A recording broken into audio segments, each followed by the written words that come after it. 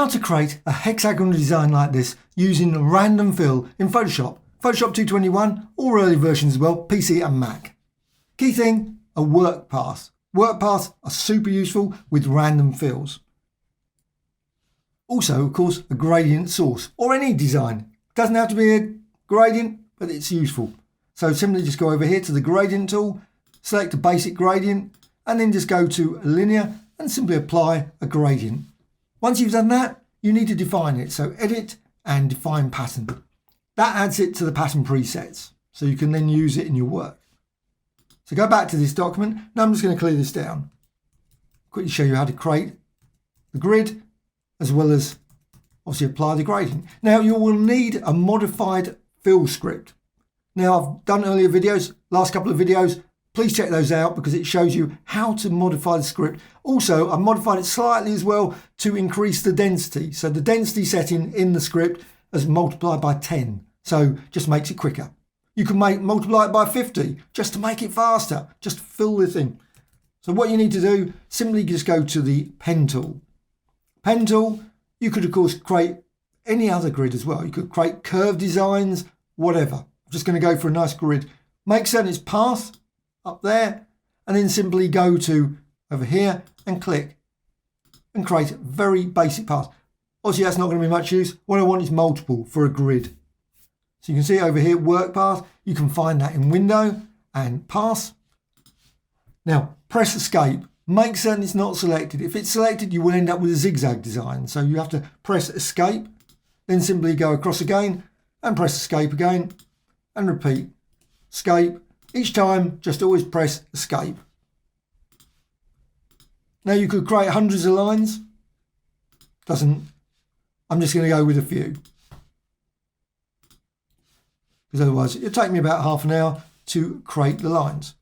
And I think personally it works just as well with about 6 or 7. Very easy to. And again, as I say, you can modify it, you can change and create all kinds of different path designs. All can be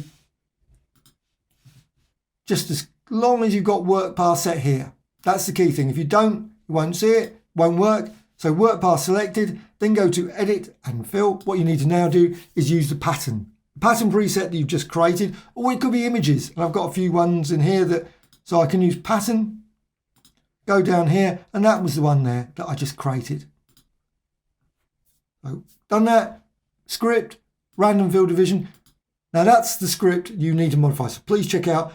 If you've got any questions about that, please put in the comments below. Also, if you've got any things you would like to see, additions, modifications you think, oh, that would be really nice if it could do X or Y, please let me know.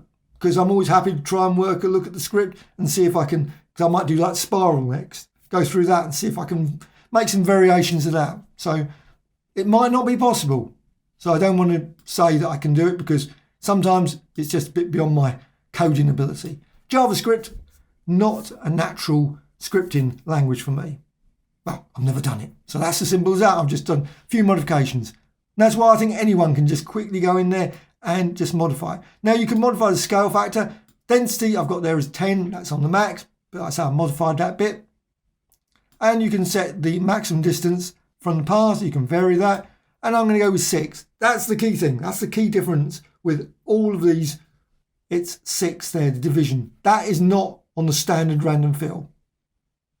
Also set the color and up there the brightness as well. So you can modify that. Click OK.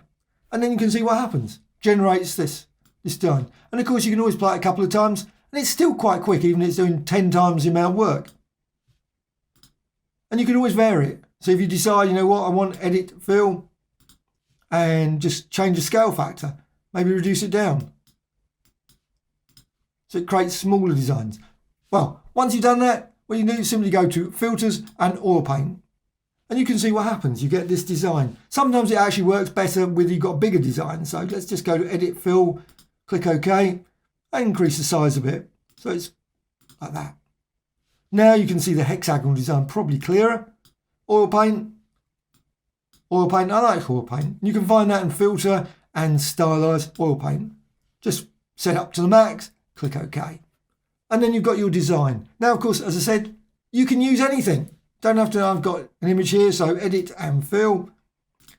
Got other script, other patterns, so let's just select this one. It's just a photograph, very basic. You might, with a photograph, want to change the color randomness down to zilch, so 0, and then you can see what happens. It generates this design. Or maybe go for edit and fill, click OK, reduce it down a bit, the scale, then click OK. And you can see what happens, the design. So it's not totally random. Whereas before, if you use random fill, it was fairly random. In this, it's not. And again, oil paint. You can see the design there. And of course, you can always use adjustments, maybe levels, just quickly boost it up a bit so it looks a bit brighter. Maybe image adjustments and vibrance. Get a nice bright look there. And you've got a great pattern, very quick and easy. However, what you can also do, of course, you can always go for other things. So black and white. Maybe go for black and white. Got a nice black and white design there. Or maybe threshold. So image adjustments and threshold. You can see, create a very nice quick texture as well. Very easy by using just a basic design, basic image. Just take a photograph around the house. Whatever. And then you've got a nice design, very quick and easy from this tool. Now what you can also do, of course, with this is you've got edit and fill.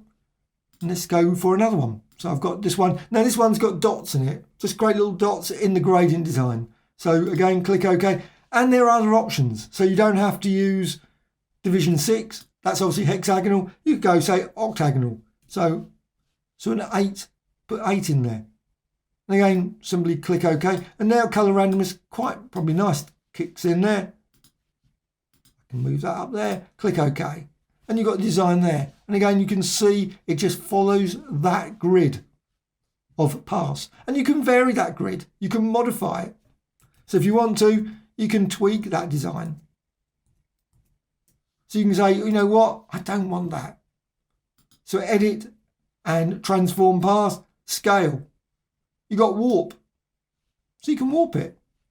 Why not? Go for, let's just go for flag. You can see what happens. You get end up with a nice flag design. See how that works. So again, run it again. Edit and fill. Actually, just let's clear it down because you can see the background. So white. Get rid of that. Edit and fill. And you can, of course, apply it on a layer. That's another option as well. So let's go back to the one that I was using. Go with that. Script is on. Random fill.